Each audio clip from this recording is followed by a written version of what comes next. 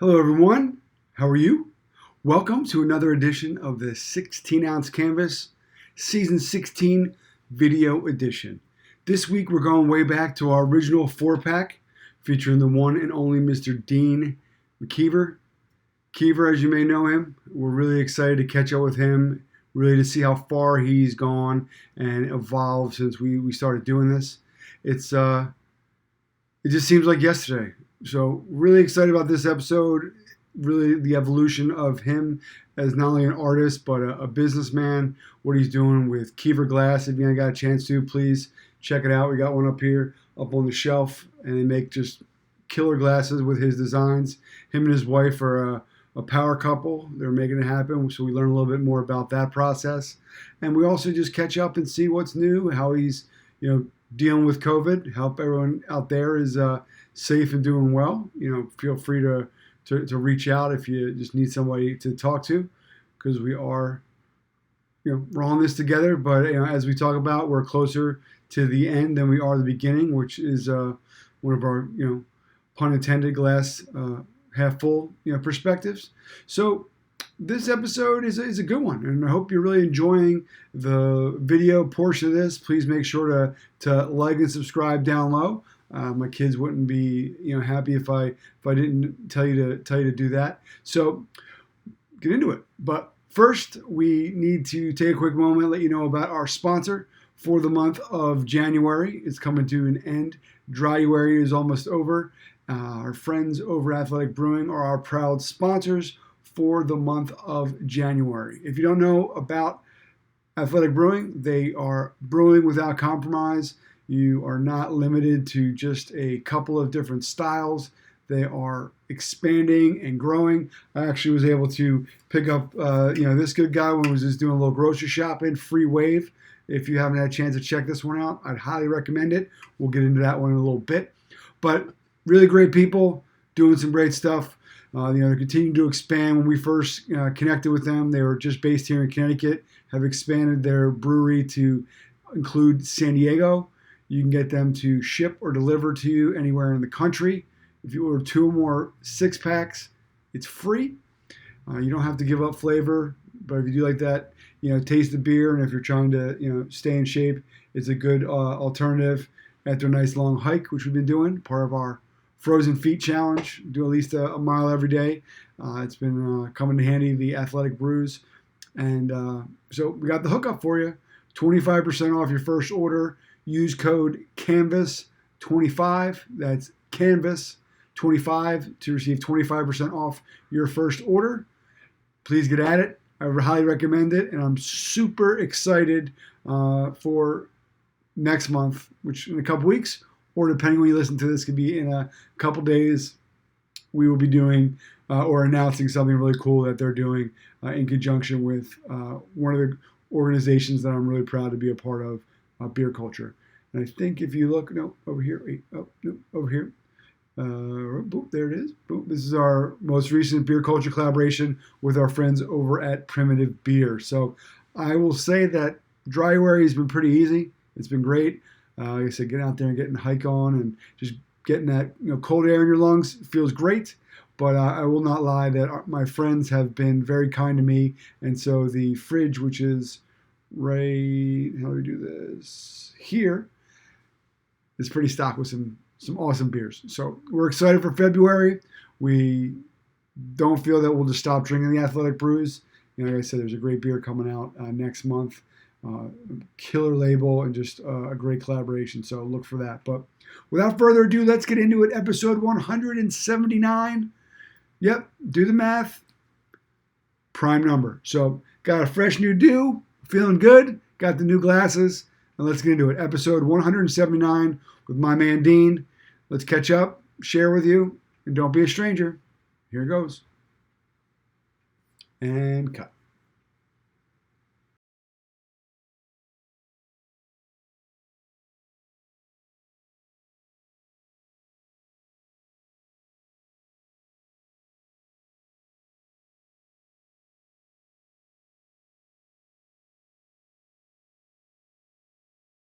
Happy New Year. Happy New Year to you. How you been? Like in the studio, looking good. Oh, yeah. Pretty good. Yeah, man. Oh, nice. You get the McKeever glass behind you. I like it. Trying to figure out, put in shelves the other day and trying to figure out a way to like with lighting and stuff. And yeah, we'll see. I don't know. Just want to do something different. Cool. Yeah. So I mean, it's like it's pretty laid back. I mean, I just wanted to catch up with you to see. It was kind of crazy. I mean, I read back the transcript the other day. Like it was like 4 years ago we first hooked up. So like Wow.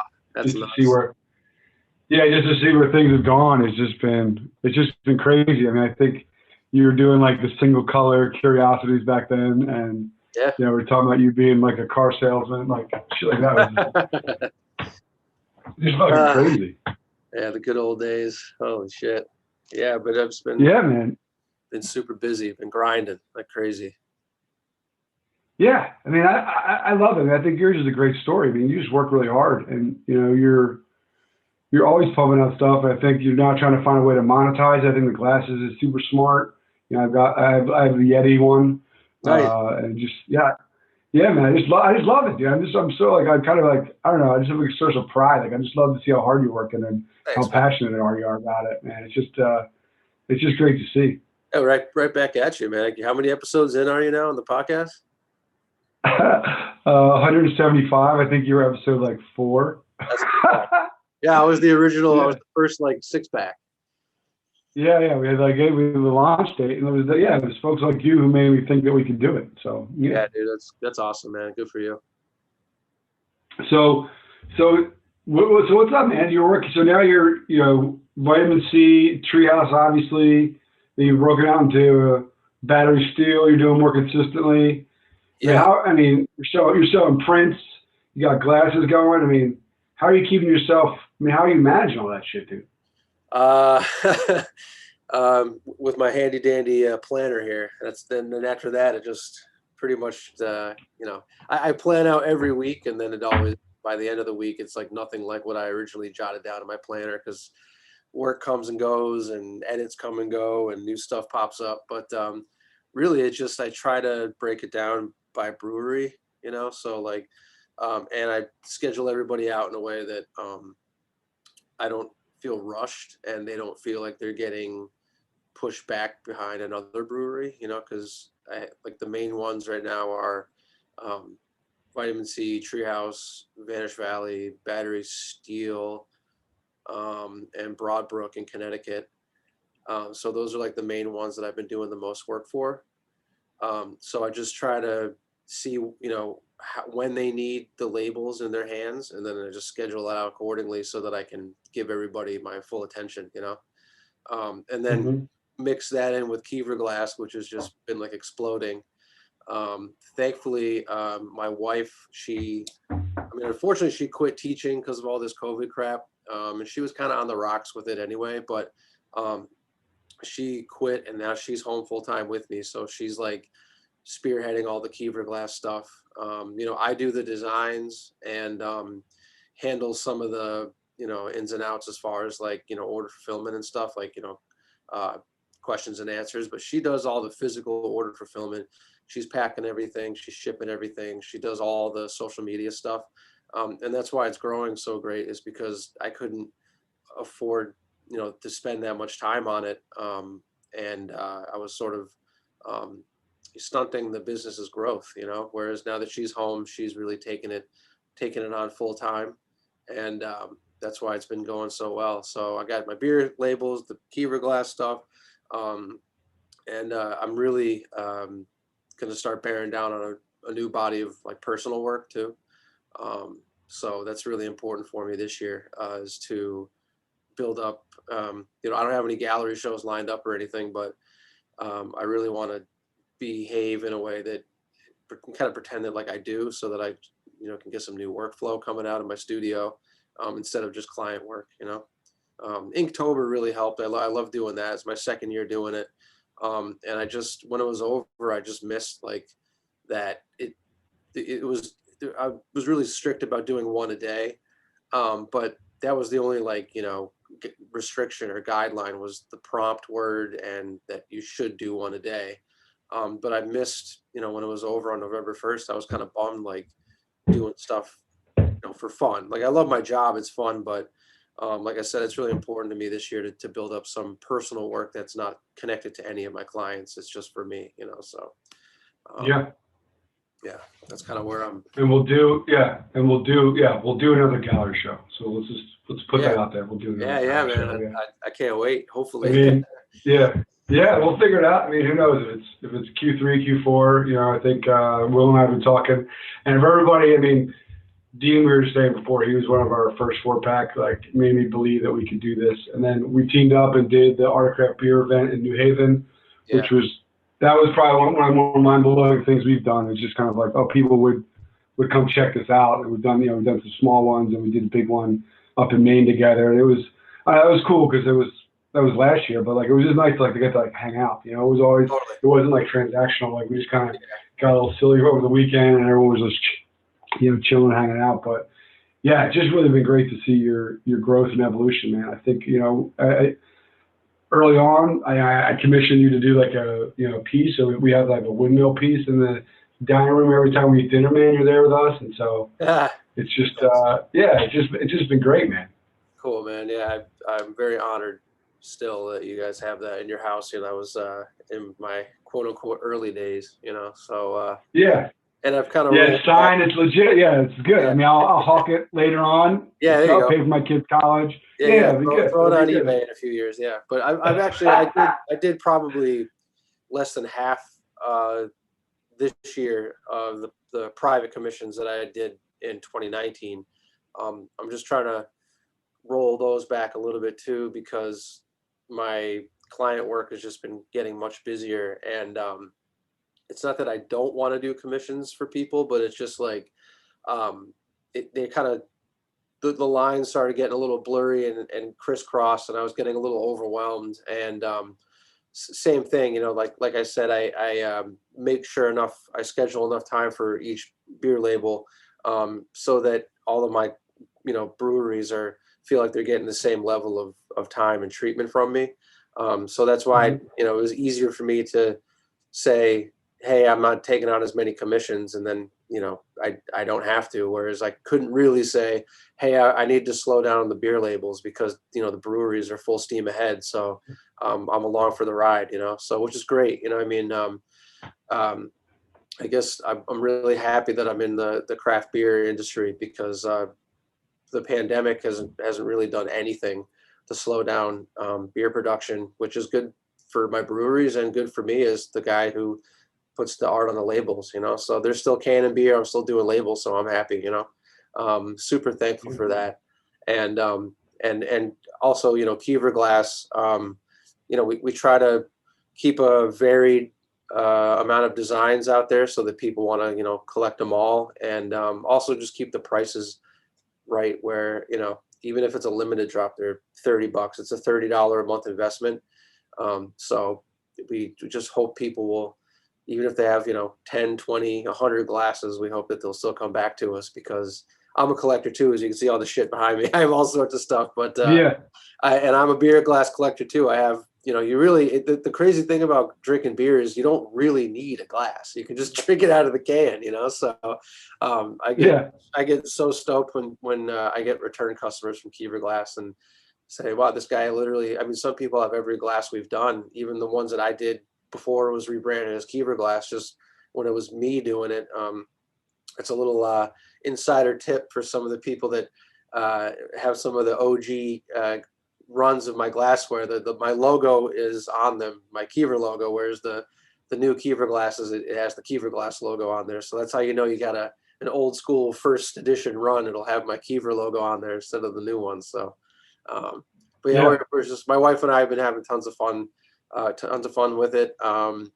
Just trying to grow the brand organically, slow and steady. And so far it's been going really well, and it's just been a nice shift for me to, even though it's commercial work and, I make money from it, it really has been a great outlet for me to, I can do whatever I want on those glasses, and my wife and I sort of brainstorm and come up with what we're going to do for the monthly limited drop, which is really fun. And we're just super stoked. We just want to get back out there and do pop-ups, we can't wait to do pop-ups and meet people in person and just, just to get out from behind our phones and have people come and shake our hands and talk about our glasses and our art and stuff. So again, hopefully we'll be able to look back on this, these pandemic days and not laugh, but just think, man, that sucked, huh? But at least, moving on. So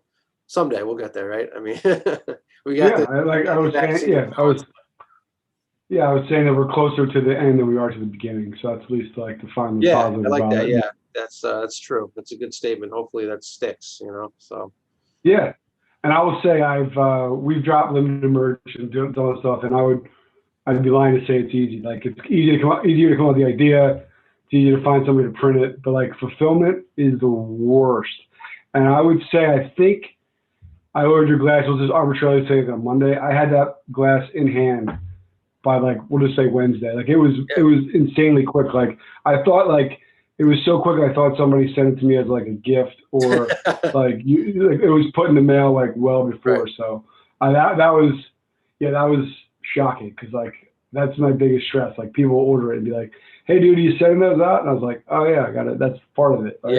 Yeah. Well, that's or that like people try to pitch me on like a fulfillment house, and I was like, well, "Where do I make any money here?" Like Right. like Yeah, no, yeah. I mean, order fulfillment is big for us, and that was the main problem I had doing the glassware the first time. It was just myself. I mean, I would put please allow 2 to 3 weeks for delivery because I just had so much stuff swirling around that I would pack orders here and there. Whereas now with like a limited drop, my wife Kristen, she'll pre-pack them, a week out so that all of everything's ready to go. All I have to do is print out the labels and slap them on there, and the mail truck comes and scoops them up. So we really we're doing it legit. It's just a 2-person operation, but they're printed in the USA, designed by me, quick order fulfillment. And we got a fresh design coming out every month, and January's design and February's design are my 2 favorites so far. They're super rad, and the way they're printed is pretty weird. It's the glass spins and the printer ejects the ink onto it, but there's been kind of like growing pains with which colors work better than others and which textures work and what don't. So I think for the next 2 limited drops, I really nailed it down to a look and a feel for the glassware that is exactly how we want it to be going forward. So really stoked about January's drop. It's like a space theme. So keep an eye out for that one. Yeah, that'll be third Friday of this month. That'll come out. So maybe we'll coordinate it. Yeah, I would say like they do in like the show, like the YouTube channels, like subscribe below. But I don't know if I'm gonna be able to figure that out. The video. Right. So we'll pretend like click the link below. Yeah. So we'll try. But we got it right here. Yeah, we've got Yeti Boy right here. He's we're a big fan of that one. And so it's and the box and everything. But yeah, I think, and there's a website we get no promotion, but if you don't use them, you should check them out. Pirateship.com. Do you guys use those? For shipping? Yeah. No, we just go regular, just postal service, and we print. We use Pirate Ship. Check that out. You make a little extra on it. It gives you like the cheapest price at that point, and it's through UPS. It's like a front end, and you can like load in all of your orders into like a file, and it'll print them out. It can print them out in batches. Oh, that's pretty sick. I'll definitely check that out. I mean, we use Shopify for our online storefront. We get a small shipping discount through there, but I was looking for easier ways to get the orders out. Because the most we put out, packed and shipped in one day, I think was like probably like over 100 orders. So if we could streamline that down, it can't hurt. Yeah, shit that you never thought of. Someone was like, "Oh, check this out," and it was like to send a 1-pound package to like Cali from the East Coast was like $5. So it was pretty cheap.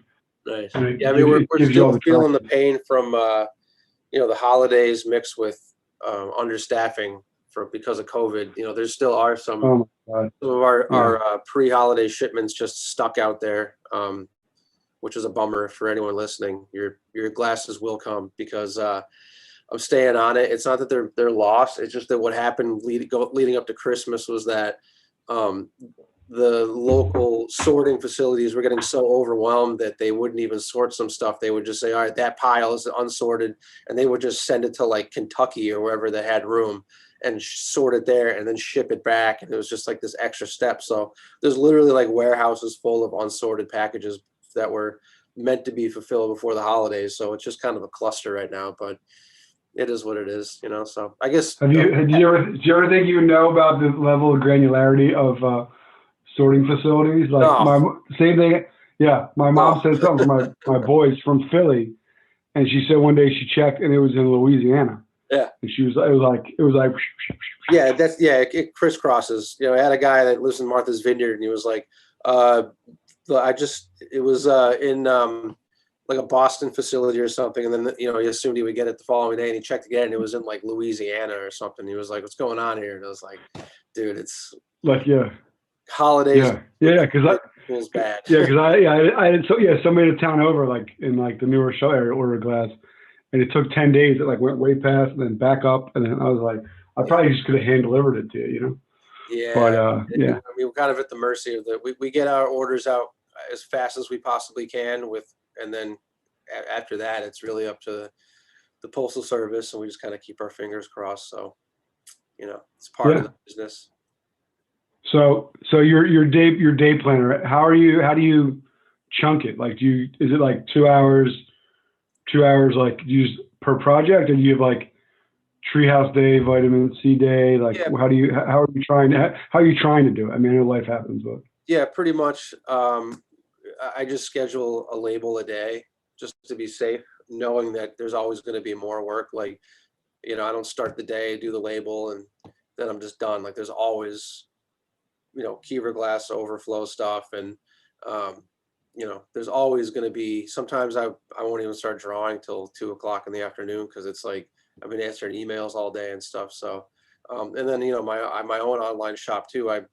Leading up to the holidays, I had tons of print orders to fulfill, and so I had to ship out all the Inktober drawings I sold. So, super overwhelmed right now. So I just kind of like underbook myself. I do one label per day, and then knowing that the other half of the day, if I need it, I can do some other stuff. So, and then usually I'll mark Sunday as off, but I've worked today, so it's like it's yeah, always here we are. Yeah. yeah, right. But so yeah, usually the most important thing is a label on my schedule, and I'll just block off the entire day for that. And then sometimes it overflows into the following day just for minor edits and stuff. But the bulk of the work I can get done in one day. Okay. Yeah. Now you talked about it. Like, how are you managing? Like, I know for me, being like trapped inside most of the time, and pandemic has definitely been mental health wise. It's been Yeah. tough. How are you? How are you dealing with that? Because now, not only are you super busy, but you have all these projects and all these other things up in the air and all the craziness. How are you handling that, man? I mean, I think I'm probably feeling a little bit of, seasonal and, quarantine depression as much as the next guy.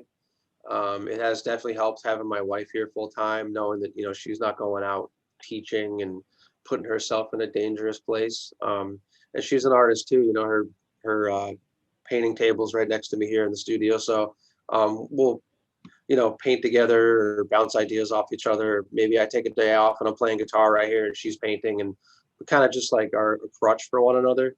And then like once a week I've been going out, like meet my buddy up in Northampton, Mass, which has really helped to like break it up. We'll go to Progression Brewing in Northampton, which is one of my favorites. And Drew, the owner, installed this like super expensive, like energy efficient, like air purifier thing for the entire like brewery. So it's like fresher air inside than it is outside. So it's like my wife and I haven't eaten in a restaurant in like forever.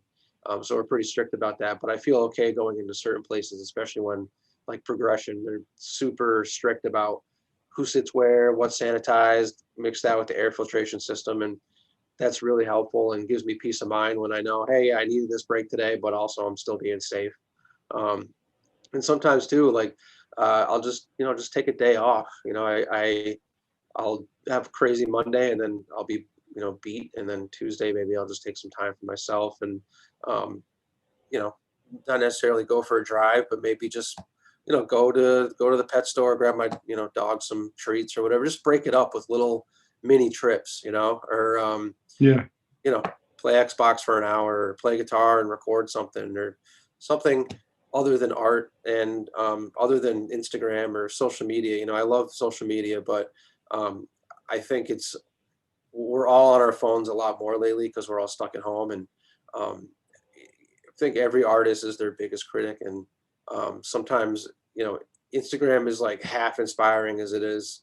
Um, Not uninspiring, but you just see other artists like, why do they have 200,000 followers and I don't, or why are they getting this opportunity and I didn't? And it's like, well, because you work hard, they work hard, they got it, and that's all it is. It's not that they're better than you or you suck or whatever. It's like I just really try to practice PMA, positive mental attitude, and um, yeah, see friends once a week, just bounce positive ideas and Kiever Glass ideas off my wife and think up new marketing ideas for Cleaver Glass and just, look at inspiration. I'm going my iPad, do a quick sketch or something. So really just still everything I do is, tied into artwork, but just trying to not get stuck in the house so much because this is where I live and work. So I think maybe just going out once a week has really helped to see my homie, just to kind of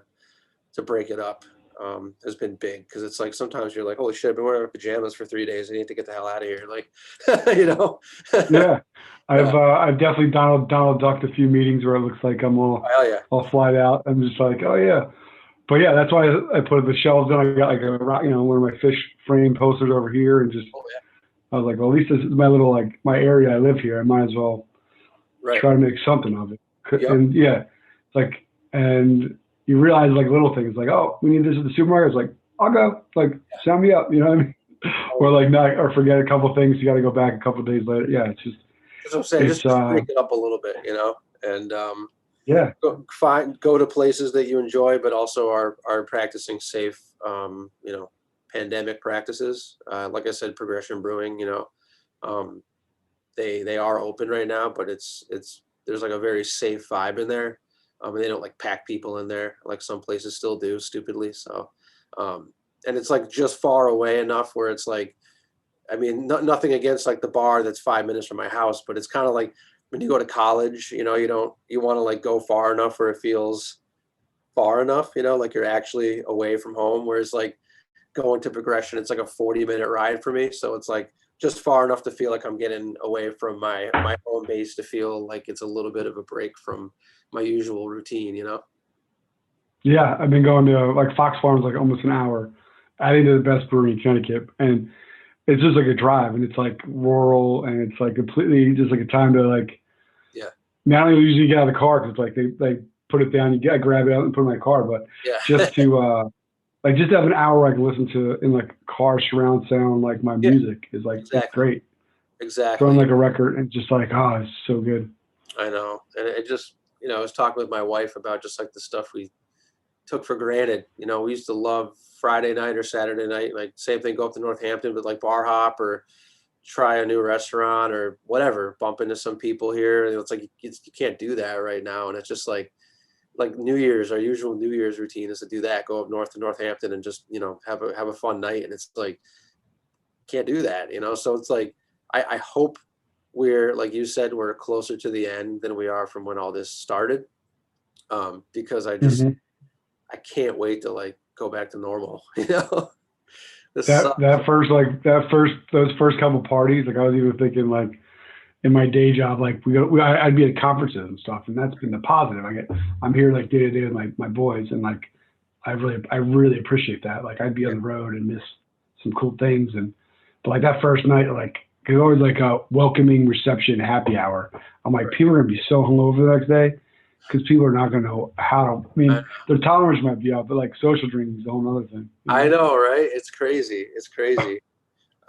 Yeah, I just really am looking forward to going back to normal, to get back to my normal routine, but also to like try new stuff. Like I said, like my wife and I are chomping at the bit to do pop-ups with McKeever glass because we want to get in front of people that might not know we exist, or get in front of people that know we exist but haven't met us yet, and make some new sales and new contacts. And it's just I've done a lot of pop-ups for myself with just my art prints and stuff, and they've always been so fun and successful. Mm-hmm. So, I'm just really looking forward to doing that with McKeever glass. I think it's so important to, like I said, get out from behind your phone sometimes with your brand, and get out in the real world, and let people like see and feel your products and stuff before they buy them, So hopefully we can do that soon in the spring or the summer. Would be so rad if we could pop up It would somewhere. be dope. Yeah, because I think what I love about your work is that you're known because of, like, people found you because of beer, but if you popped up at like a normal art, show, or like a flea market, Right. like your stuff, you wouldn't have to be like, I'm McKeever. You may have heard of me, like Trent McClure from Simpsons, like from such breweries that like you just do your own thing, and like that's what's great about it. Yeah. I mean, it's so important to me, and I'm thankful that I have this like fan base. You know what I mean? Like just these thirsty like beer fans that, I mean, I'm one of them too. Obviously, that I'm a beer drinker and I love it. And they buy our glassware, but it's going to be really important to us moving forward to branch out, right? So like not just beer drinkers, maybe, who knows? I mean, it could be anyone. Maybe it's a non-beer drinker. Maybe it's just someone that thinks the glass is really rad and like wants to drink water out of it. We don't care. We just want new and interesting customer base to experience our products. So I think pop-ups will really help with that. And we're just like, again, we're chomping at the bit. Like we can't wait to get out there and put our products in front of some people that aren't beer drinkers. You know what I mean? Or maybe they are beer drinkers, but they don't have social media. They don't really know who we are. It's, probably like 90% plus of our referrals come from Facebook or Instagram, and then like a small amounts Facebook and Snapchat. So and I know a lot of people don't use social media, and like I said, I've always been successful at pop-ups. So I'm really looking forward to doing that with McKeever glass, because it's going to be awesome. I know it's going to be awesome. I just love getting out there and like talking to people and meeting people. And so I know I keep saying I'm not trying to get my hopes up, but I really like it. I'm really excited about that the most, going deeper into 2021, and hopefully post-pandemic is strengthening the McKeever glass brand and outreach. Oh yeah, they would look great with a glass of milk in there. I mean, it would be good. The forest would pop. You know what I mean? Like, maybe do a whole line of sippy cups for the kids. Yeah, a whole line. I know, right, man? I mean, we're branded as unique beer glassware, and obviously we lean heavy on the 16-ounce can glass style, but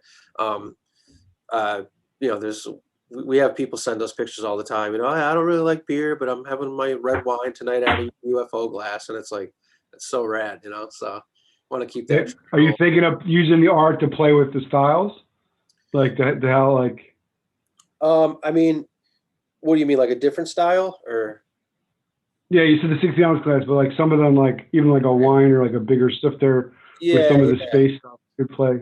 Yeah, I mean, we're considering. It's probably hard, right? Because you figured it with the printing and stuff like that. You probably just feel comfortable now with how the current setup is. I mean, there are definitely restrictions for color. Like we use what's called FCO, so full color organic. So it costs us more, but it looks better. That's most important to us. So I think our price points match where other, limited beers glass companies are at, but not all of them necessarily use the full color organic. But you can't do full color organic isn't available on every style glass. So like we have our 13-ounce Belgian, but you can only do one color on there. So we might do a traditional, like pint glass, you would get like at the bar or whatever, but I don't know. I'm not really into those anymore. I just love the can glass. Some people aren't huge on them, but I just think they're really unique looking, and they really fit my art style, and they're really comfortable to drink out of. Like there's a little like recessed thing for your bottom lip, which is like kind of nice. And we might do a Willy. We might do, I don't know. It's definitely in the works. We're gonna play with it. Yeah, I like the 60. Yeah, we did that We did the one with Dunehager and like the full wrap, and I like that glass. It's becoming more popular too. I think it's Yeah, and it kind of plays off and it kind of gives it like a subtle nod to kind of like your beer can, beer. It's almost like your own private limited beer label type thing. exactly. Yeah, that's why it was kind of just natural for me to get into that mindset of designing for the can glass. And I like it too because it's really the only style with that you can print, like fill up the almost the entire like real estate on the glass. You know what I mean? Like the printable area almost fills up the entire glass. There's like a small gap on the top, a small gap on the bottom, but the majority of the glass itself is printed artwork, which we really like. Whereas like if you get a Willy, you can get color print, but it's like in the middle, like a band going around, like instead of like the entire glass being printed. So again, with the can glass, we pay up a little bit extra to have the print area fill up almost the entire glass, but it's really important to me to, it's kind of like unique in a way where it's the artwork fills up almost the entire glass. You know what I mean? And we're also been playing with like negative space, so not like the entire, like the art doesn't like fill up the entire glass in a sense where like you can't even see the beer through it, like the Squatch glass behind you on the shelf. Like we like that you can see the design, and depending on what kind of beer you have in it, it sort of changes the look of the art. So like if you put a stout in it, it's going to look like nighttime. You put a hazy IPA in there, it's like morning. People put sours in there and it looks like a cool like sunset. So we really think beyond just here's a glass with a design on it. It's like, here's a cool glass, here's a cool design, here's how it'll look depending on what beer you have in it. Here's how many we made. We want to strengthen the the collector's market. So I love that people buy them and trade them and sell them and swap them and whatever. I think that's cool as hell. So we have all that in mind for our customers, not just here's a glass, buy it. It's more like how are you going to use it? What are you going to drink out of it? Like how does it photograph? Like so it's really it's more than just creating cool glassware. We have all that in mind too when we go to do something. So it's been fun, man. I think you should have a subscription model. People would buy it, right? I mean, I think people would pay for that. Yeah, I mean, the only thing we thought about that because like we kind of do already have a subscription when you think about it, because we do a limited drop each month and it costs $30. So it's like if you just buy each limited drop, it's a $30 a month investment, and you're no strings attached. It's not like you have to sign up or cancel your subscription. You just put $30 aside once a month for McKeever glass, and you're guaranteed a rad product with the limited print and some stickers and stuff. So we think it's a nice price point where it's good for us and the time we spend and the quick shipping and stuff. But we also want people to come back and buy more than one or two. And we, as a collector myself, I really have that in mind for our customers, that we want you to buy a bunch and display your collection proudly and use each glass for each occasion, so it's pretty much that's we just watched Forrest Gump on New Year's, so in his words, that's all I have to say about that. Yeah, that movie's so good. It's like 3 movies in one. It's like I know we did the thing where we started at 10:38 and 57 seconds. We did that, and literally we were off by 3 seconds at the countdown at the New Year's Eve part when Forrest is at the bar with Lieutenant Dan and those two girls, and like right when it was Happy New Year in real life, he's like, Happy New Year, Lieutenant Dan, and he's like sitting there with the confetti. We're like, I've always wanted to do that. It was so rad. It was definitely worth it. Definitely worth it. That's cool. Yeah. I remember, to date myself, I remember in college there was the Pink Floyd and Wizard of Oz, like the three, but it wasn't like now you can just go on YouTube and it's just like pre-synced. Right. Yeah, like I was at a party and it was like at the three roars, like one guy was at the stereo, one dude was at like the VCR, I think, the DVD, and it was like, oh, I remember, my one friend, it was, I think it was a 420 party, so it was little, but I remember he got so freaked out, like as I kept singing more and more intensely, I remember it was like out of like a cartoon, he just like ran out the door. I was like, I can't handle it. Dude, it does, there are some parts, like I remember like there's like these bells that match up at one point, and like the monkeys part was trippy. It's like it matches up like too well. It's crazy. Yeah, Money when it goes from black and white to color, and that's in the registers, and then like the yellow brick road and it turns a color. That was like, Yeah, oh, yeah, yeah, yeah. yeah, So some yeah. stoner figured that out and was like, yo. Yeah, there's one with like Clockwork Orange or something too, but I haven't watched that one. I don't think it's as good, but I think it might be another Pink Floyd thing. Yeah, Now, yeah. you say you're jonesing to do some personal work. What is where's your headspace in that? Are you gonna keep with the nature vibe? Are you gonna do different mediums? Like, what are you thinking? Yeah, I mean, I've been really enjoying digital work on my iPad, and I've kind of been developing this new style. I leaned on it heavy for the label Super Vivid for Treehouse recently. I don't know if you saw that, but it was like this trippy, like collage of all these crazy elements. There's like a unicorn and like a rainbow and all this crazy stuff, and um, almost looks like tattoo flash on acid, if you will.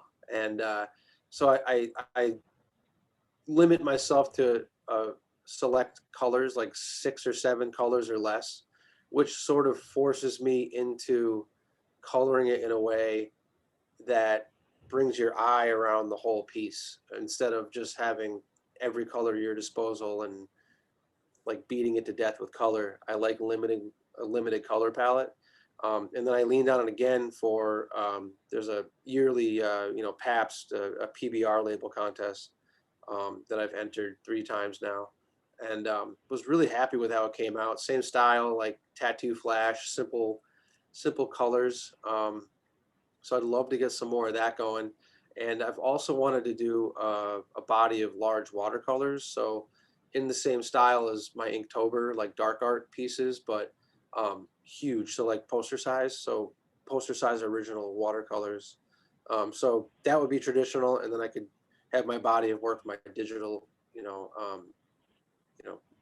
digital work on my iPad. So that's really what I'm leaning towards. And I got this in my Notepad app. I have this like giant list of ideas dating back like 5+ years ago that is just a treasure trove of my trippy ideas that I've dipped into here and there for some label projects, but there's just some that aren't really connected to anything other than my cool idea that I really want to flesh out. So, and we're in the early stages of getting our basement like buttoned up and finished so that I can actually use that space for some of my larger work that, again, like the large watercolors I want to do. Like I could do them in this room here. This is my like, client work studio on my second floor of my house, but really stoked to finish the basement and have space to do a larger piece, walk around and look at it from different distances and angles, and maybe, shut off the lights and go back down there tomorrow and just work on a piece for more than just one day, because like I said, I usually bang out a label a day or two,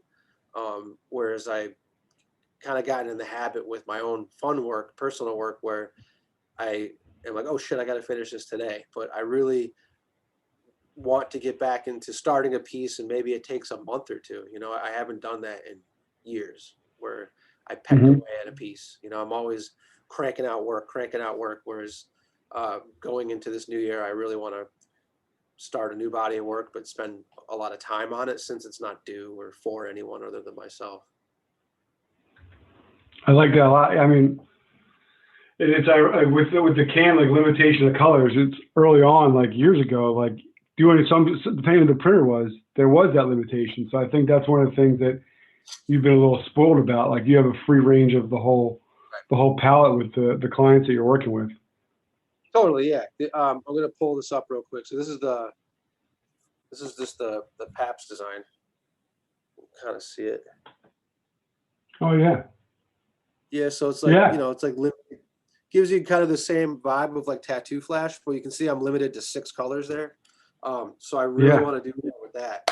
And it's just a super fun way to flesh out ideas too. And it's just the iPad has been such a great tool, and it's been really hard to not only adapt to using it, but wrap my skill set and my style around it. When I bought it, I thought, oh, this will just be like, I'll just pick up where I left off with my traditional work. But there have been some growing pains with it, and I feel like I'm just finally getting used to it, where I can like flesh out a piece and complete it to where I can really put my stamp on it and feel good about it. Whereas like initially I was like, yeah, that looks pretty cool. You know, I'll get better at it. But now I'm like really comfortable with the medium being my iPad. And I'm also like, been feeling really good about my watercolor skills, especially after the second run of Inktober. I think I've really gotten that to a refined place too, that I feel good about it. So again, those are the two personal projects I'm going to really bear down on this year. And yeah, the iPad's fun as hell. And I try to illustrate in a way where, yes, you can tell it's digital, but I also like to mask it and beat up textures and distress stuff and move stuff around just because you can. You know, the tools are there. And I've been trying to work on my Photoshop skills too, to kind of mix that with the iPad to not only change colors and move things around, but, you know, like I said, apply different textures and output it for things other than prints, you know, maybe a glass, maybe a hat, maybe whatever, you know. So the iPad's been really exciting for me to apply my artwork to stuff other than just prints, you know. So like McKeever glass, I do all the designs right on my iPad. Initially, I used to build them digitally in Illustrator just by hand, you know, with my mouse. Whereas I actually hand draw them now in Procreate and then bounce them over to Photoshop where I finish them off and format them for the final output onto the glass. So just, it's been really good messing with the iPad. And I just got to step up now and get the Pro. I just have like the regular, it's not the iPad mini, it's just like the iPad, you know, but it's like the smaller one. Okay. Yeah. I know there's like a crazy expensive one that's like twice as big or whatever, but I don't even know if that's necessary because I love this damn thing. It's so fun. Yeah, that's been the coolest thing for me, is seeing folks who are like really needed that tactile experience of having the print or having it. I see your drawer in the back, so it's in like a reminder. But they say like the versatility and the mobility, I mean, that like where they'd have like 24 brushes or whatever, and now it's just like in their throwover bag. Like that's been cool to see. That's more and more people are about like looking at the pros and cons, and the positives are continually outweighing. Yeah. Totally. Yeah. I love it. You know, it's cool too. Like I want to do more mural work this year too. You know, I think maybe I did like 2 or 3 murals last year. But now that I have the iPad, it's rad because I can just go to my first meeting with whoever wants a mural and like snap a picture with the iPad and like sketch right there with them directly onto the photo of the wall, which is like, I did that a little bit last year too, but like, it's just so nice to have that and say, oh yeah, instead of saying like, oh, I'll put this here and do this here, but like, I can just be like, here's what I'm thinking. And I'll just like draw live for them, you know? So, and then if, you know, then just from that, I refine that sketch and drop it into my Chromebook and project it and good to go. So it's like cheat codes, but I try to use them to my best advantage. You know what I mean? Instead of leaning on them 100%, I try to use them as tools to just refine my craft, you know? So. Yeah, we always say smarter, not harder. It doesn't mean you're like cutting corners, but if you can find a process, yeah, that's really what it comes down to. It's really easy early on when you have one client to like, okay, I'm going to spend a week on this thing because they're the only person I'm working with. But you got to find a way to maximize, all those eyes is maximize, optimize. But I did get to see one of your murals in person when we visited Vitamin C. So it was cool. Like it just kind of like, it just felt like it felt like home. You know, it was like you were there kind of way. It was like, yeah. Like, you know, I think it was it was like the sea captain just like, what's up, boss? I was dude. like, all right, this is the spot. Yeah. I love that thing. It came out so good. And Dino and I have been talking for a while now about like a sister mural to that, you know? So maybe it would just be, I don't know, and maybe another character, you know, because like Dino and I have been like developing this like cast of characters and these recurring characters that come back on the cans. You know, there's like the Tiki, like the Moai head, and Spaceman, and the Duck, and that's like that's the Tiki guy. But I'm talking like the Easter Island guy, you know, and the Moai, and keep talking. yeah, and so like we have like those characters come back. So I would just love to do like a wall with like some of those characters too, because he has such a great like footprint there in Weymouth that and a lot of wall space. I think we could do something pretty rad. I mean, I would just love to do a giant VSB rubber ducky. That would be so rad. Yeah, we have that was what's on my beer fridge right now next to the I have some, and that's the thing. I think it was a great experience, and I think I got this. You can't see it. It's my black VSV shirt, which I absolutely love the merchandise they do, and I think that's why you guys kind of vibe so well. It's like high quality, accessibility, good people. Like it's a whole thing. Oh hell And yeah! so I think I mean, yeah. I mean, I've visited a bunch of breweries, and I mean, I've seen tanks are tanks, but like you just kind of feel energy of like good people, and so it was nice just to I mean, and again, when we did the event in Maine, Dino went above and beyond to get us vitamin C beers that we could drink at Hubbub, and that was like, I mean, people send us once in a while, send us a 4-pack or buy us a beer when we get there. And I'm not doing that for that, but every time I've interacted with vitamin C, it's been above and beyond. Like Oh, yeah. they're just wonderful. Oh, I mean, even if their beer wasn't good, they'd still be crushing it because they're like the sweetest like group of people. But their beer is also phenomenal, so it's like kind of not a shocker that they're killing it because it's like Hmm. fresh, delicious beer handed to you by an awesome person, and you can go there once a week if you want. It's just like killer, you know. So I wish I lived closer. Yeah, Honestly. I was going to say, I wish we were coming back from. We were coming back from Maine, and like they're big Maine guys too. And so Yeah, I remember there's a father and son. I'm sorry guys, I forgot your name, but like I was one day I was in line at Bissell, and these guys are rocking like vitamin C gear, and I was like, yeah. all right. And I messaged Dino, and he was like, that's our boys. And he was like, I think it's Joe, yeah, and his dad, and then they were there around to visit, so it's like full circle. But it's yeah, it's been awesome. Well, also Dino's one of those guys you could bring him to the middle of the Sahara Desert and he would know someone. Like he's just like he knows everybody. Oh yeah, people were coming by, and he was like forklift over here, and there's that, and like He's a good it networker. just all worked. Yeah, Yeah, it worked. And you've brewed beers with them, so you've like yeah. they put you to work, man. I know. I know. The first one was the Cabin Stack. That was last year or 2019, and I was able to go in and actually brew with them and like it was so awesome like to say, hey, like not only did I choose the beer style and how I wanted it to drink and stuff and did the label, but I physically helped brew it. I didn't like do any of the super hard, scientific stuff, but I was, I got there, I rolled my sleeves up, I was helping. And then this year we wanted to do another one, which was called Ducky Sauce. And I don't know if you had that one, but I'm a huge Yeah. sriracha fan. So the can, it's just Oh yeah, we talked about it. yeah. So there's a sriracha bottle on the front of the can, and it's just a clear label. So the only thing you see is just the can itself and the sriracha bottle.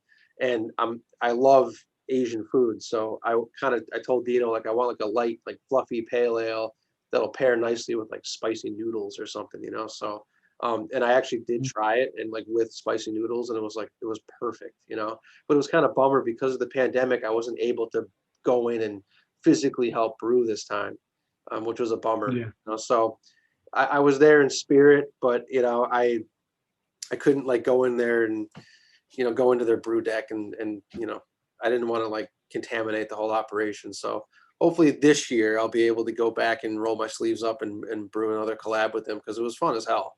It really was. I'd love to do a stout with those guys this time. That would be killer.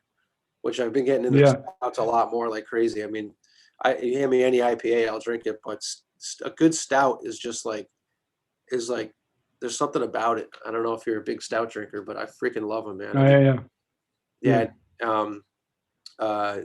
Vitamin C did a stout called Dimensional Stability, I think it was. And I drew this like seagull like hovering way over the ocean, and you can see this dude like way down below the seagull in the sea on like a little like rowboat. And it was just I was trying to like play between like the person's view, the seagull's view, like the the grandness of the ocean.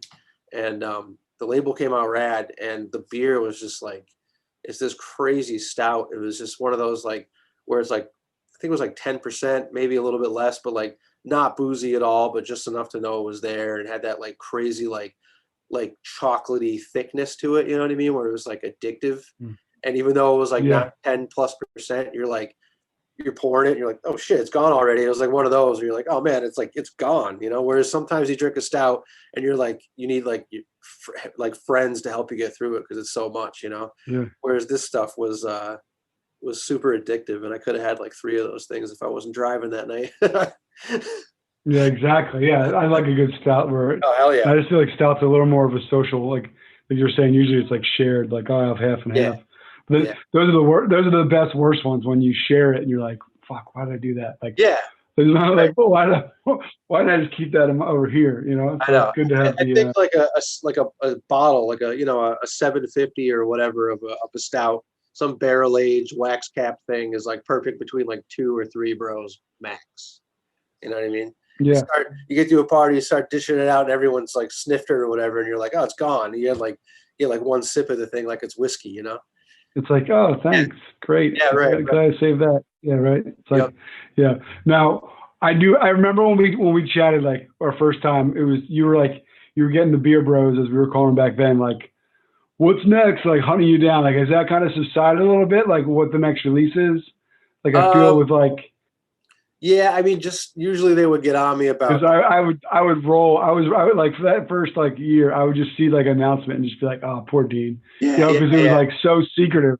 Yeah. Now it's a little more like part of the marketing and branding. It's part of the norm, you know. People, a lot of breweries now have that same curiosity model where they have their experimental series or whatever it is. So, and with Treehouse, now it's kind of like um, everyone kind of expects that the curiosities are going to come out, and they know I do the artwork for it, and they kind of just leave it at that. So it's not really like a question that a curiosity is going to come out. It's just when. And I think most people know that I don't even know that information. I don't know anything. They just say, hey, we got a curiosity coming and we want this on it, go. And like, they don't say, this is when it's coming out, this is the style. They don't tell me any of that. They're super secretive. So Mm-hmm.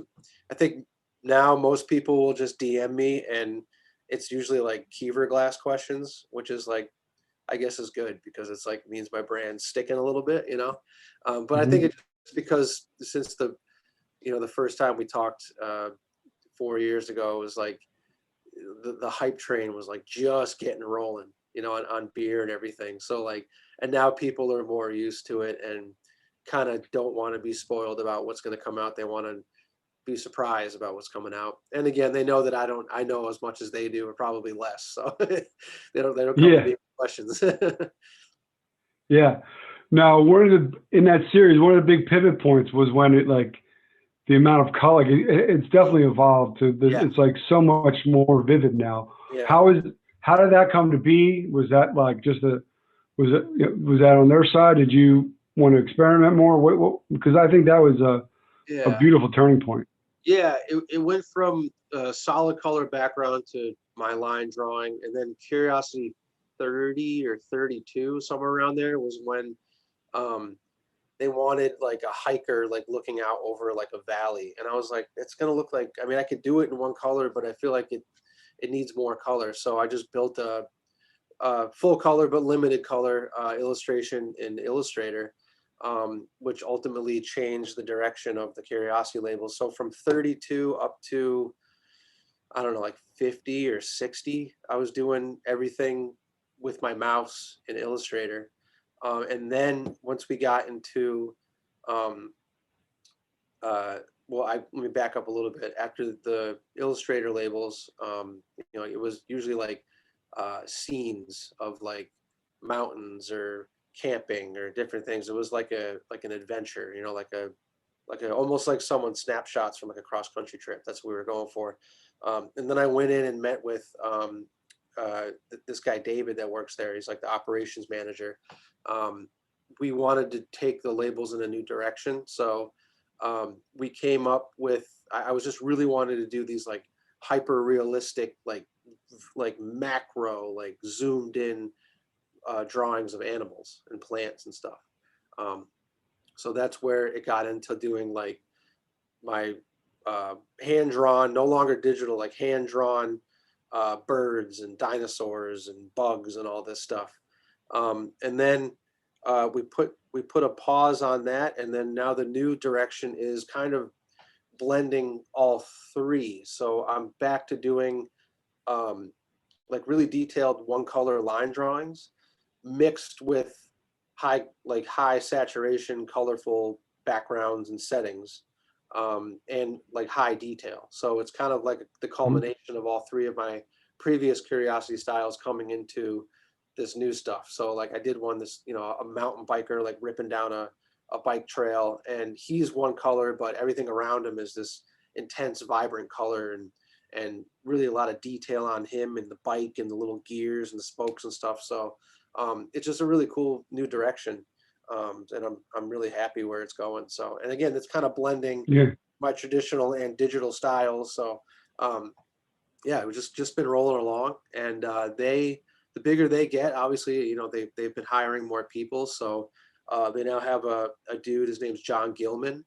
And they hired him as their in-house graphic designer / artist. So he's been doing a lot of their like stout labels. So, and he has a really cool, like sort of traditional, like I know he works digitally, but he has like a brushy sort of like, what's the word? Brushy, kind of like, I guess like textured style where he does like people in different settings, kind of like leaning on what I used to do with the Curiosity. There was always like two people in the images in a cool location. He's kind of adopted that, but is putting his own spin on it. So it's no longer just me doing the artwork. It's like 50% John, 50% me. So like he does the stout labels and a few other things. I do all the Curiosity labels and a few others. Like I said, I redesigned. So like any redesign. So I redid Super Vivid. I did the seasonal labels. So spring, summer, winter, and the autumn label. A few other like. I like that because I knew it was you, but it was very much like it wasn't you. Like it was just very like it. It was like the backgrounds, there was a lot of white space and like just the falling and like it was just, I really like that because it could have, you could have just taken the background away and like almost like you're saying with the opacity of the glass, like it could just sat anywhere.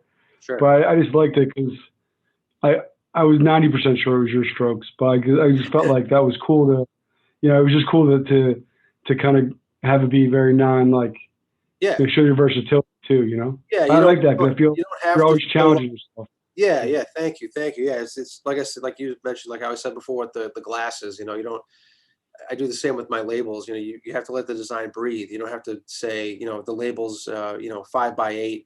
You don't have to cram the entire thing full of information. You kind of want to let it breathe. And, I love typography but I always struggle, like, where's the beer title going to go? So I kind of like Treehouse, they put it off to the right side of the label. Usually with vitamin C, I will work it in a way that I try to fit it in organically with the art. But now I'm kind of, we've adopted this similar style where the artwork is the money shot of the label, and then the name of the beer is off to the side. So they'll all follow that template going forward to really make the artwork the main attraction of the label instead of the artwork with the title overlaid or worked in, because it's kind of like, I just think it's such an awkward sized canvas, like the final, like the cool spot of the can is just like that, it's like this little like 3x5 area. So I just, which is also curved, right? So it's like also like so I'm just kind of tired. We're stuck with this name for the podcast. We can't change it now, dude. Yeah. Fixing out the camera. Can't do anything. No. I mean, I love the canvas, but point is that it's such a small area that I'm kind of tired of the title of the beer taking up a half or a third of the label. So that's why I've kind of, with vitamin C, I'm just going to try it. We're pushing the title of the beer off to the side, and the majority of what you see on the label will just be the art. So, I think that's really hard for people. Well, it's one of the things I like. I like a consistent style sheet where if you need to have the logo on there, it's in the same spot at least. But people don't know, like, they're like, well, how are they going to know what beer it is? And it's like, right. They're going to, like, they're not just like, like people are tactile. I mean, they were free this, but I really like at least where it's going to be all the time, or when it's not like 60% font and like 30%, 40% art, or Right.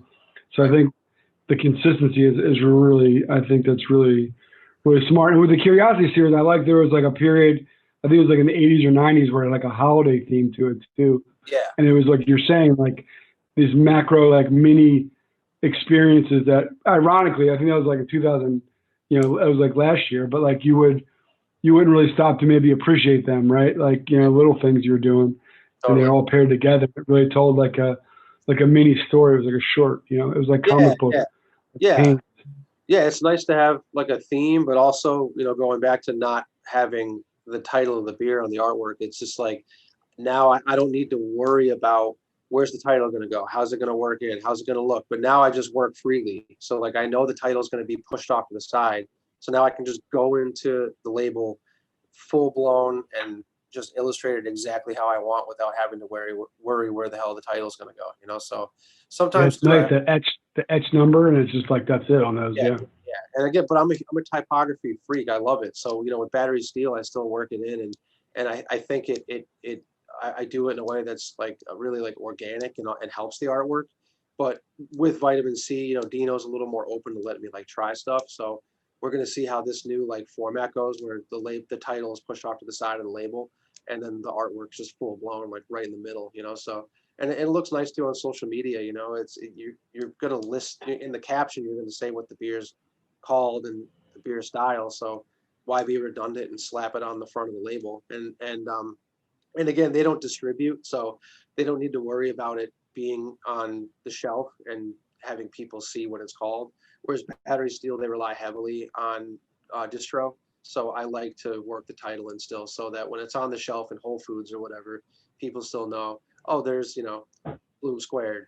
Battery Steel logos right there on the front. So different yeah, breweries, different styles, but still, I love being challenged one way or the other. So yeah. And I would say we'll transition, but like the Curiosity, I believe it was the 100, like the black and white, like that bike, that like cross country bike that was dope. That was like, I mean, 100 was like probably like that was a big undertaking, right? Like I don't know, anytime like these milestone events, I feel like they like add more to it, but it was yeah, just I'm a sucker for black and white, and like I love your Inktober stuff. I think it's been a nice way for you to play with that, those colors or lack thereof, and yeah, make it work. yeah. So I think Or that's why that one was just like, that was 100. No, I know one of them. I think 101 was where it was the chick on the motorcycle. Wasn't that 101? Or was 100 with the I chick on thought that was 100. I think it was 100, but yeah, yeah, it was just like, yeah, it was the. Yeah, badass. Yeah, yeah, she was pretty badass. Yeah, and it's kind of nice to go back to just the line style, because when you can't rely on colors and textures, you really need to make the line drawing like super tight and detailed, and every stroke of my eye pencil needs to matter, because you can't, with a black lines and a white background, you can't like fudge anything, you know what I mean? yeah. So two more in the background. What do we got back there? We got some drums. Yeah, We I got got the skate decks. You got skate decks back there. bass Just guitar. one. This is my display case full of cool shit. I got my drum kit there, hand painted skate deck I did a while back. This is another skate deck right here that I painted of my mini dachshund on there.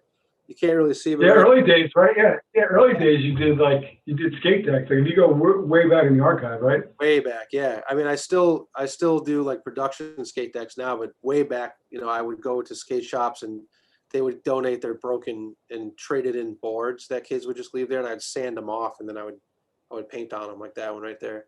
This is my flat file full of goodness. It's got my work, other people's work, and it's got a bunch of my photography. I collect vintage photography and vintage movie posters and weird stuff, and that's packed in there. And then right here, it's a little washed out from my light, but this is my favorite movie is The Shining. So this is like my Shining Yeah. shrine right there. So I got a couple of one-offs and a really cool poster, and yeah. And then up here, you can't see, but I got rest of my crazy collection. My fish tanks over there, and you know what? I'm actually doing a video with Collective Arts Brewing.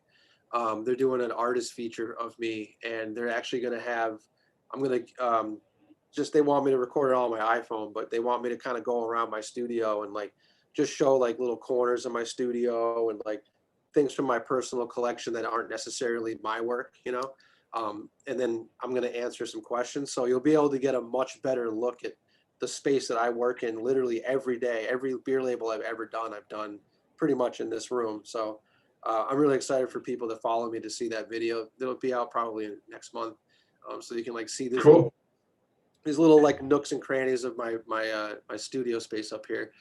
I just try to surround myself with cool shit, whether it's usually it's like vintage stuff. I love vintage weirdness. So go to a lot of flea markets and I do a lot of online shopping to find weird stuff. So you'd be able to get a better look at that.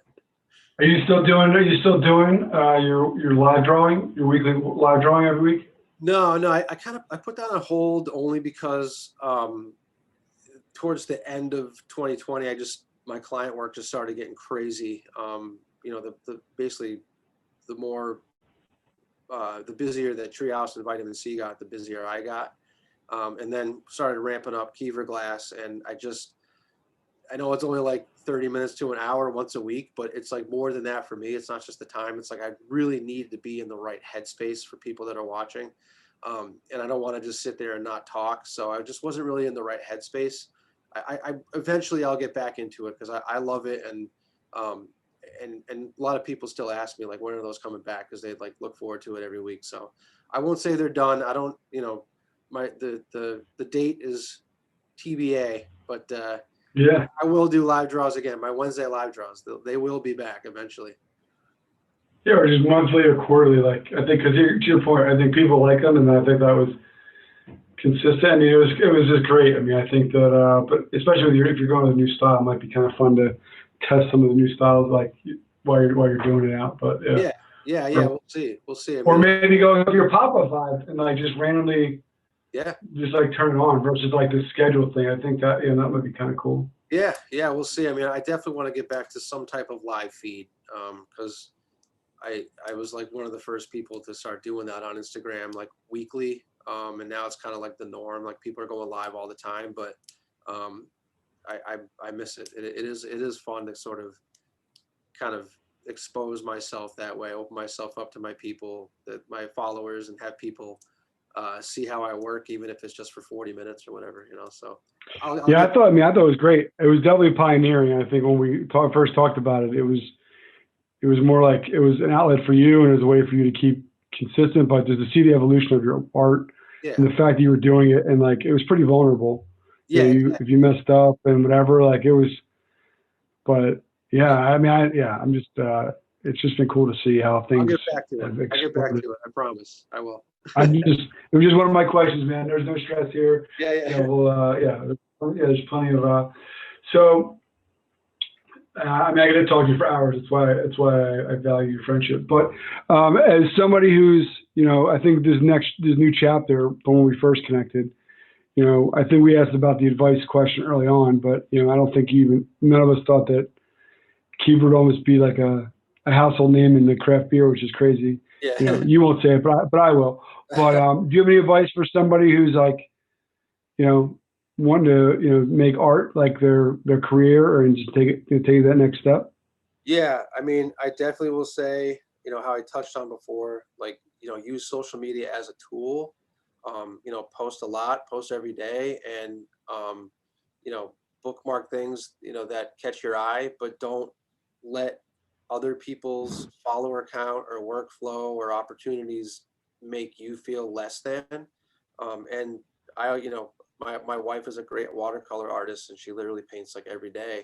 And then she sometimes will ask me like, what should I be doing? Blah, blah, blah. And I'm like, I'll give her my pointers for what I know about watercolor painting, but really it's just paint every day or do something every day. If you draw every day. If you don't feel like drawing every day, then maybe go to the library, go old school, go look at some books, or go somewhere where you can, social distance safely and just, look on Pinterest or something, or learn about a new type of art style or something that is connected to your craft. And, as far as, that's putting it simply, as far as how do I become a better artist, really is just paint and draw a shitload, keep grinding, you know, look at other artists' work and try to figure out what they're doing that, you know, gets you excited, whether it be a color they use, or the way they put the paint down, the brush they're using in Procreate. And then as far as, you know, making it as an artist, I don't know if there's like a real, like making it, I don't know if there's like an actual, like, here's what you got to do. You know, I mean, there are books you can buy that will say, here's what you got to do. But I've bought and read those books and it's not what I did. You know what I mean? Like, it really is. I would say what I did was pinpoint an industry or two that you think you might want to work in. So let's say you want to do skateboards, right? What I did when I picked that, I said I want to do beer labels and I want to do skateboards, both, one or the other, something, you know. So I just did, you know, like I said with this skateboard right here, I just went in and just got some beat up ones that were free and sanded them off, hand painted them that in a way that I thought the shop might like. You know, I went to my local skate shop, brought them in, and they picked out a couple designs that they thought were rad and said, all right, we want to sell these designs in our shop. So then I had to go buy, download, and learn how to use Illustrator from scratch. That was like 6 or 7 years ago. But the point is that I picked an industry, skateboarding, and then I picked how I wanted to apply my art to that industry on the bottom of skate decks. So then I went, got a skate deck. I painted the skate deck, got the job, learned Illustrator, you know, took my art file from Illustrator and learned how to apply it to a template for skateboard printing, and then sent that to the skate shop. And, you know, I've done like, you know, 10, maybe 5 or 10 designs for them. And then really you just take that same thing. If you say, hey, I want to get into periodical illustrations. So just figure out how to do it, you know, build up your online portfolio, contact a local publication, you know, maybe get a gig and do a small spot illustration. So it's really is just getting your foot in the door is I think is a lost form, especially with social media nowadays. Like, you know, these kids go on TikTok and do a jig and they get like 30 million followers and make tons of money and they're on a Super Bowl commercial. You know, that's not how it's done. Usually, even with social media, Right. you see these artists on here that, you know, they're pretty good. I think even the best artist needs improvement. You know, you could always grow. But I think they say, all right, well, here's my Instagram and here's some prints and buy them. It's like, well, hey man, like, you know, you gotta cultivate your followers. You gotta, you know, humble yourself. You gotta practice. I mean, even without going into the skate shop, I would just paint all day and night and research stuff. And just like I said, go on, you know, Instagram really didn't exist yet. It was more Stumble Upon. I don't know if everyone on Stumble Upon back in the day, but you sound old, dude. The Excite.com and what was it? MySpace. Yeah, but I just find artists that inspire you, paint a shit ton, and pick an industry that you think you might want to get into. Put your best work online, even if it's a really basic WordPress website. Just, you know, you don't want to have a bunch of good work and then go into, you know, the skate shop and say, here's my work, and then you give them your Instagram, which has like pictures of your food on it or whatever. Like, you want to have some place that your artwork lives online, your best work, so that when you give your business card to a company, they follow that link and then boom, there's your best work, you know.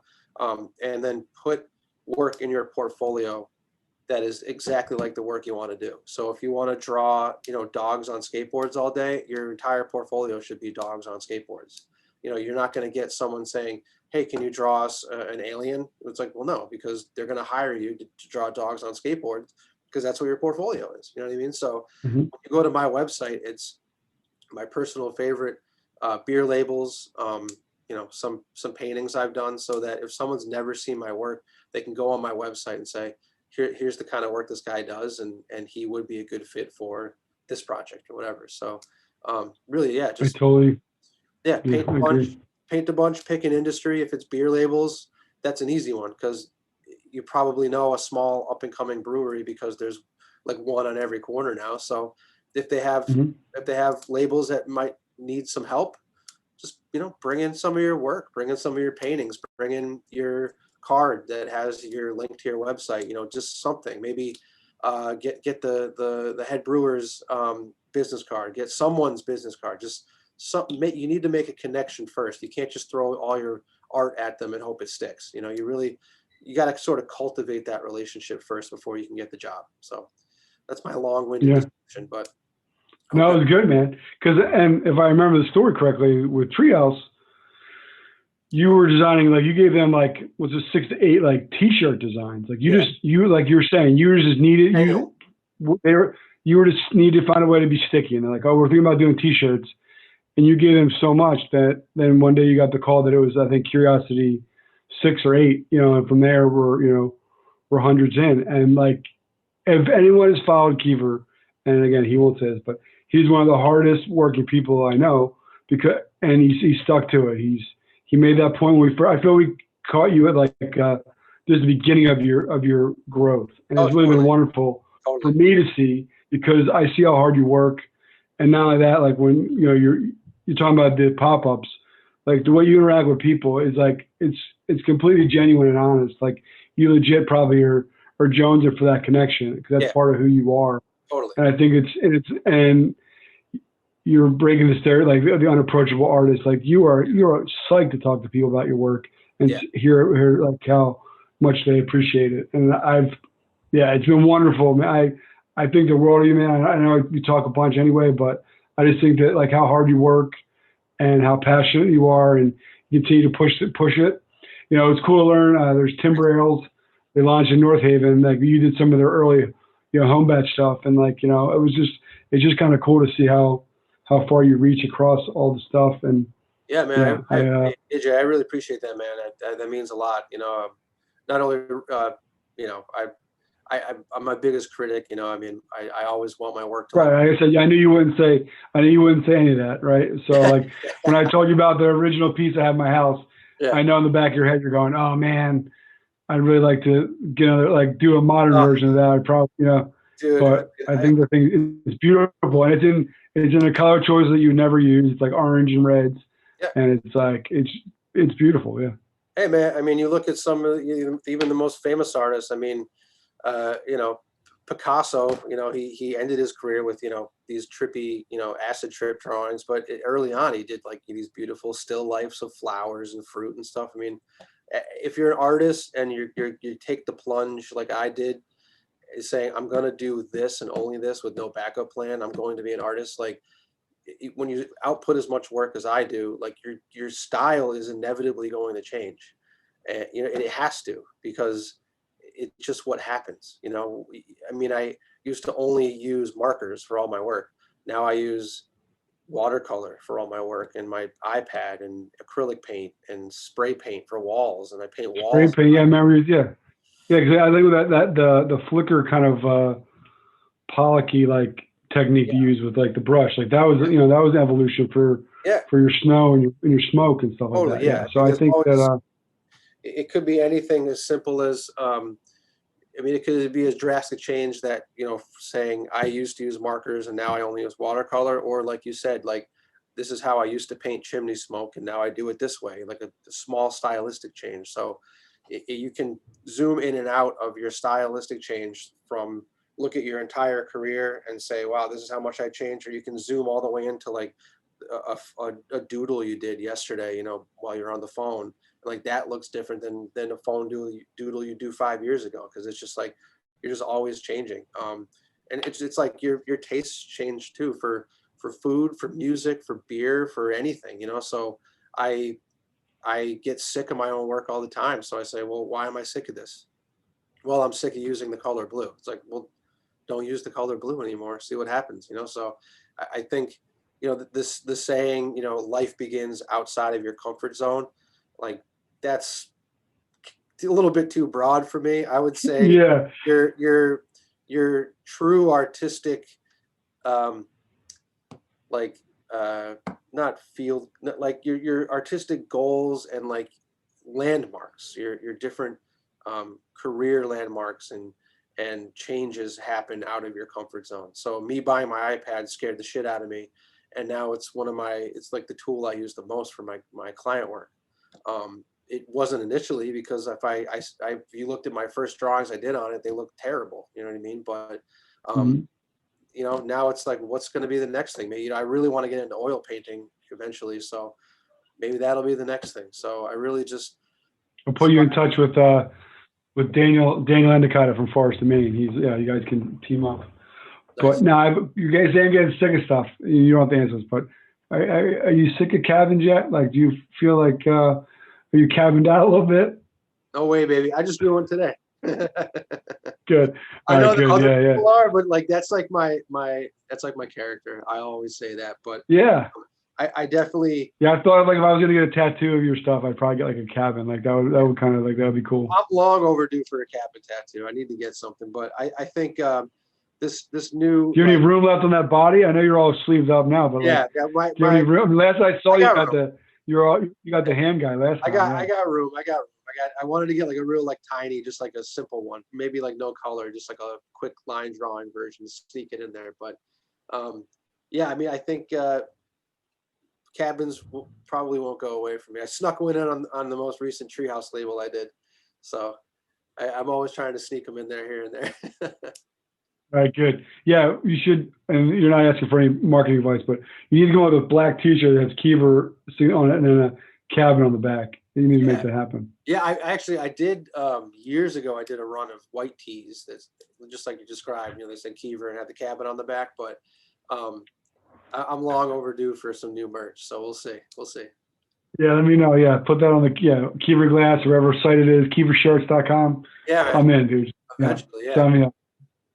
All right, brother. Well, I look forward to the 2021 hug and catching up and having a few and seeing where things are. And I think the world of you. So anything I can ever do to help you, I'm always here and looking forward to what's next, man. Cheers, buddy.